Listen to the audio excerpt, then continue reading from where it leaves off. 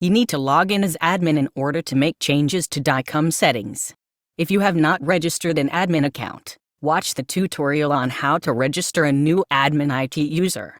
If you have a PAX admin or IT person who takes care of your network communications, you should ask them to do this configuration on your device and on the related servers. After you log in as admin, tap DICOM server settings. You will be directed to DICOM settings summary page. Here you will see a summary of all default servers that you have already configured. To make changes to these settings or create new ones, tap Manage. From the drop-down menu of server type, select the type of server that you want to add or replace or delete.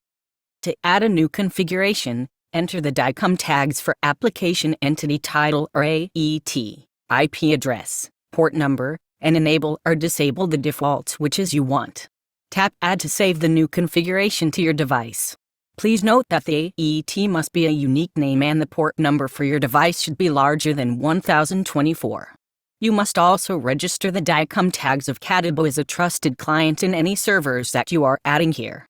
To replace or modify a configuration, from the drop-down menu of server type, select the type of server, and then from the drop-down menu of list of saved servers, select the name of server. Make changes to the DICOM tag fields and tap Replace. To delete a configuration, from the drop-down menu of server type, select the type of server, and then from the drop-down menu of list of saved servers, select the name of server and tap Delete. Before testing the settings, review the settings to make sure you entered the tags correctly. To test the configuration for PAX and modality worklist, tap Test Settings. Depending on the speed of your network and how busy your servers are, it may take from a few seconds up to 2 minutes to see the results on the screen. If the network settings are configured correctly, you should see normal for all results. If you have any questions or problems, tap Help to email us the logs and we will help you to fix the issue. That's it.